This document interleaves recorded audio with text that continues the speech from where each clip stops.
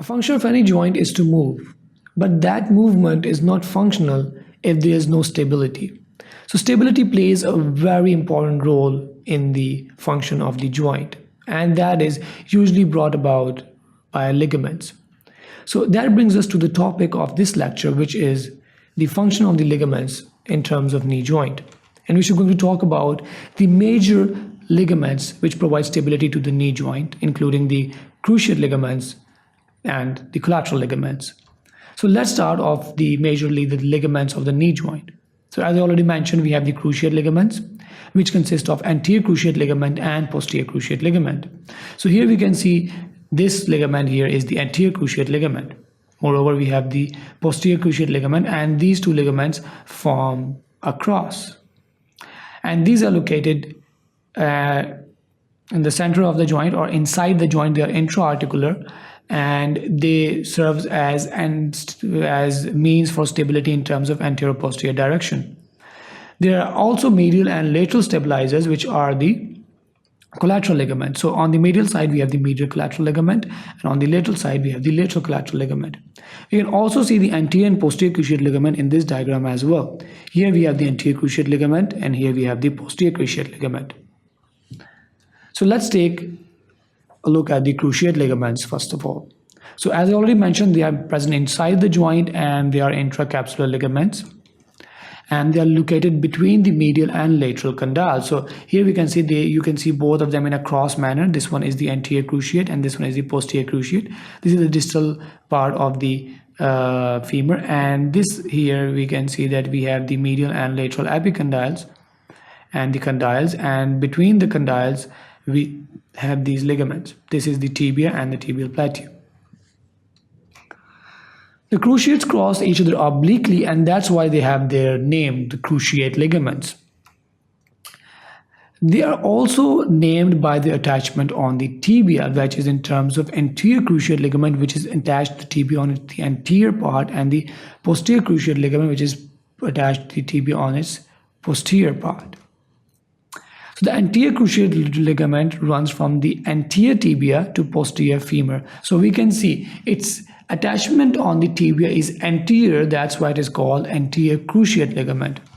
And the posterior cruciate ligament runs from the posterior tibia to anterior femur. So as we can see that its attachment on the tibia is posteriorly, so that's why it is known as posterior cruciate ligament.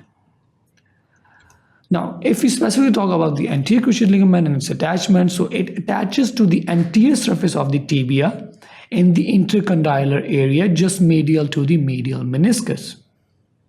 Now, its posterior attachment is on the femur, and it moves towards its attachment by running superiorly and posteriorly to attach on the lateral condyle of the femur.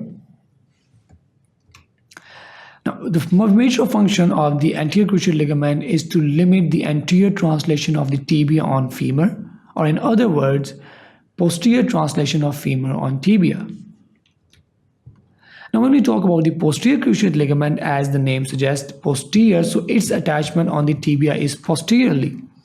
So posterior cruciate ligament attaches to the posterior tibia in the intercondylar area, similar to the ACL or the anterior cruciate, which attaches to the anterior tibia in the intercondylar area. It runs in a superior and anterior direction and attaches to the anterior femur on the medial condyle. So it attaches to the femur anteriorly, whereas the ACL attaches to the femur posteriorly. Another difference is that it attaches to the medial condyle, whereas ACL attaches to the lateral condyle. Now, PCL, in its function, it actually limits the posterior translation of the tibia on the femur, or the anterior translation of femur on tibia. Now, talking about the collateral ligaments, we once again have the two collateral ligaments, the medial collateral ligament and the lateral collateral ligament. Talking about the medial collateral ligament, it is located on the medial aspect of the knee joint, and one difference that you would see between the medial and lateral collateral ligaments is in their morphology. Because when you talk about the medial collateral ligament, it is flat, broad, and it attaches to the medial aspect of the knee joint. Another difference is that you can see this empty space here, but there is no empty space on this aspect. Now that is because of the fact that medial collateral ligament not only attaches to the distal femur and proximal tibia, but it also attaches to the medial meniscus. And that is not the case with the lateral collateral ligament because it does not attach with the lateral meniscus. Now the fibers of the medial meniscus are attached to this ligament as already mentioned, and that is why the tearing or the injury of medial meniscus is more common than lateral meniscus, and it is also common when there is excessive stress to the medial collateral ligament because it can actually transmit its stress to the medial meniscus and cause the tearing of the medial meniscus as well. Now the lateral collateral ligament and medial collateral ligament both provide the stability to the knee joint in a mediolateral fashion.